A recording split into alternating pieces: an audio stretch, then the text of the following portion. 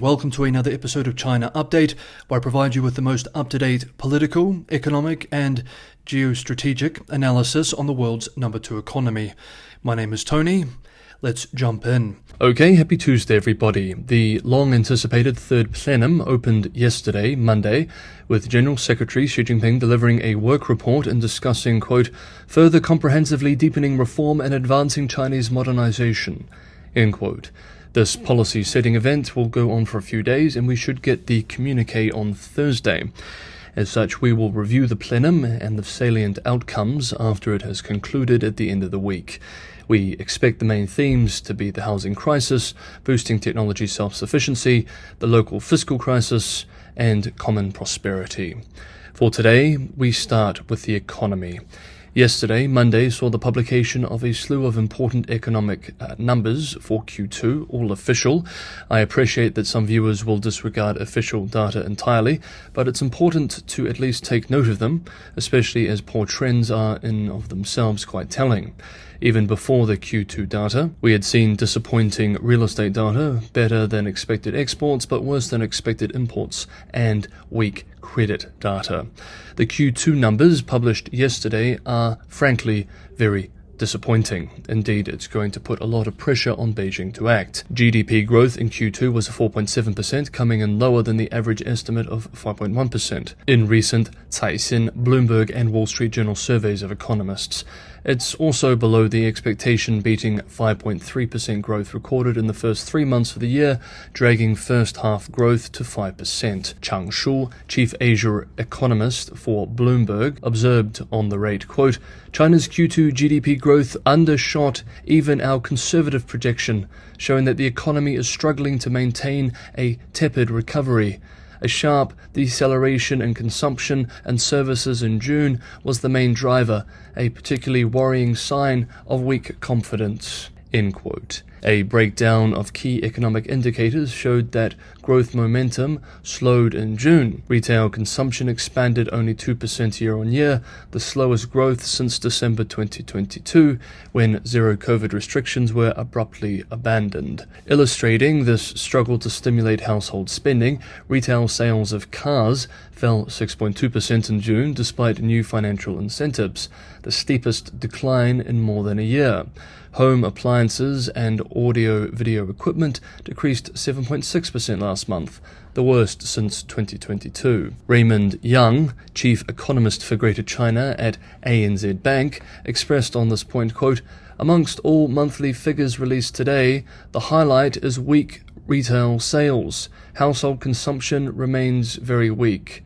The replacement schemes fail to lift spending, with employers slashing salary and high youth unemployment. Households will still be cautious going forward, end quote. Industrial production beat expectations, growing 5.3% in June. Fixed asset investment was up 3.9% in the first half of 2024.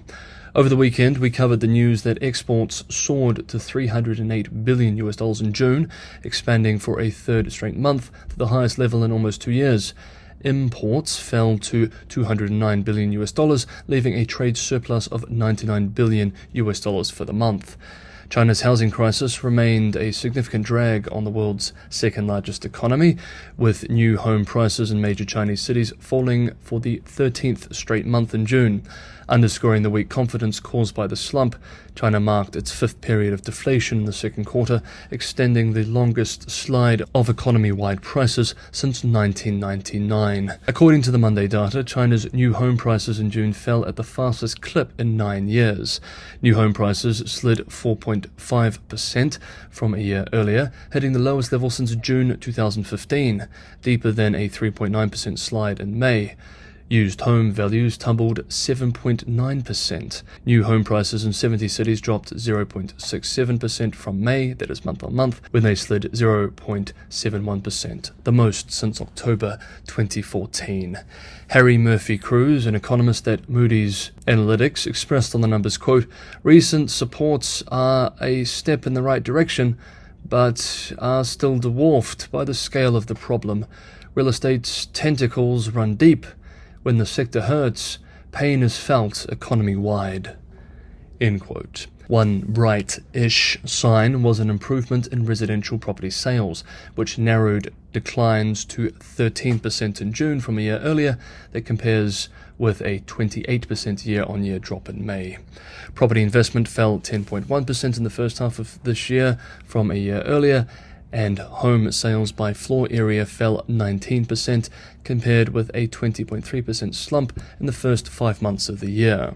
A Bloomberg intelligence gauge of Chinese real estate stocks fell 1.5% on Monday morning, extending declines to 27% from a mid-May high. Chinese stocks generally traded in Hong Kong extended their declines after the disappointing Monday data, with the Hang Seng China Enterprises Index closing 1.7% lower. Peking University professor of finance Michael Pettis published his thoughts on the Monday data soon after they were published yesterday. Quote, "It's hard to find anything good in today's data release. The terrible import numbers, along with June's CPI deflation, were reflected in today's retail sales numbers, which were up year-on-year in June, but by a very disappointing 2%. This compares with an unexpectedly high 5.3% increase in industrial output. It is clear that China continues to place all its focus on boosting the supply side of the economy, even as the demand side becomes a bigger and bigger drag on growth. We saw this in today's GDP numbers. Q2's GDP growth, a very disappointing 4.7% year-on-year. It grew by 0.7% quarter-on-quarter, which is an annualized 3.1%. As usual, it's worth reminding that what matters in China is not the extent of GDP growth, but rather its quality, for which the consumption and business investment share is a proxy. The data released today and over all of this year suggests that the quality has been low, especially the consumption share. Business investment was a little better, but driven mainly by surging exports, which are becoming an increasing concern for the rest of the world.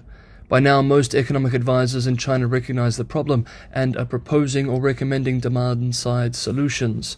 But this is proving to be much harder than expected. For now, Beijing seems to have neither the institutional ability nor the political will to implement the income redistribution that will be required to raise the consumption share of GDP sustainably.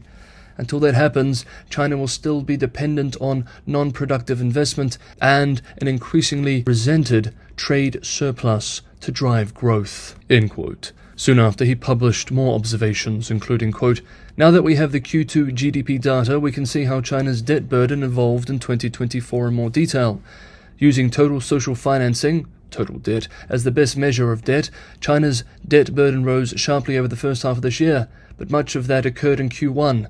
The debt-to-GDP ratio rose from 299.9% at the end of 2023 to 306.9% at the end of Q1 and to 307.7% at the end of Q2. We get similar numbers when we calculate the increase in debt as a share of the period's GDP. By that measure, total social financing rose by 12.66 trillion yuan in Q1, an amount equal to an astonishing 42.7% of that period's GDP. It rose by 5.44 trillion yuan in Q2, an amount equal to a still high 17% of that period's GDP. Put another way, each 1 RMB of GDP growth in Q1 came with a 10.8 RMB increase in debt. By Q2, it came with a 4.2% increase in debt. Given the slowing economy and rising pressure to take measures to boost growth, I expect the pace of debt creation to pick up from Q2 levels in the second half of 2024. On that point, we will see what they announced during the third plenum meetings now taking place." End quote. Meanwhile, according to Monday's data, China's average first-half surveyed urban unemployment rate was 5.1%, down 0.2 percentage points year-on-year, indicating an improvement, on the face of it, in the job market. However, an unnamed academic at a think tank in Beijing, speaking to UK-based The Financial Times this week, explains that the unemployment situation is very serious compared to the official survey, expressing, quote, "It's more serious than in 2019 before the pandemic," end quote. A separate unnamed Chinese history professor at a prominent Beijing university reportedly told the same outlet, quote, "The biggest social challenge for Xi is youth unemployment. To fix this problem, you need the private sector, basically a lot of new private companies to hire over 10 million Chinese graduates. But Xi's policies have stifled this part of the economy," end quote. But he too says the pressing social problems are unlikely to threaten Xi's rule because he has total control over the senior leadership of the party and, quote, "technological surveillance," end quote, means that he can control society. Quote, "He is unlikely to face serious challenges before he dies," end quote. Next up, China reacts to the assassination attempt on former US President Donald Trump. But just quickly, if you're getting some value from today's episode, I have a huge favor to ask. That is to hit the like button, and if you have not done so already, to subscribe. 41% of regular viewers are not subscribed. It would be awesome if we could get that below 40%. Sharing with people who you think would get value from this episode is also a huge help. And Patreon and Buy Me a Coffee links are in the description below for those who want to help keep the channel financially sustainable.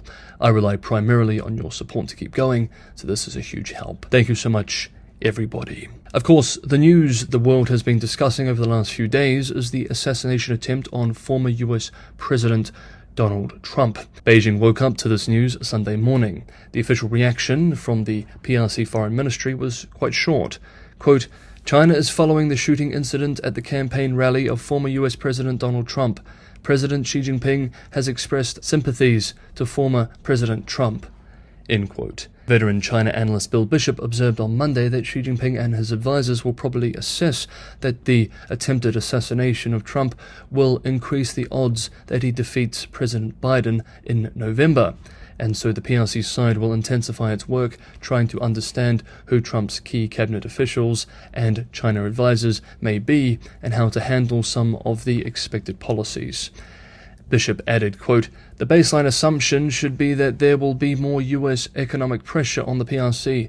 The expectation that the economic pressure would increase under a second President Trump term is one of the reasons I have heard as to why Xi has held off on more aggressive stimulus. The logic being it is better to keep powder dry until there is more clarity about just how bad the US-China relationship could get. Competition with and suppression by the US are likely to be key themes of the third plenum, and the chaos, dysfunction, and unpredictability of the US political system will likely feature even more in PRC domestic and external propaganda work," end quote. On this final point, state media was indeed quick to push this theme. State-run Global Times wrote yesterday, quote, "It is clear for us to see that toxic and violent rhetoric has prevailed in US politics in the past decades, and the Trump rally shooting incident just demonstrated that this toxic trend has already escalated into violent actions against politicians," end quote. Wang Yong, professor at the School of International Studies at Peking University and director of the American Studies Center at Peking University. Full disclosure too, he was one of my professors when I did my master's degree at Peking University, published a widely shared opinion piece titled "The Vicious Cycle of Political Violence and Polarization in the United States," which argues, quote, "The root cause of political polarization and political violence lies in the severe wealth disparity and hopeless social change in American society. The widening wealth gap is the fundamental reason for major social issues in the United States, including political polarization, gun violence, political violence, and racial discrimination.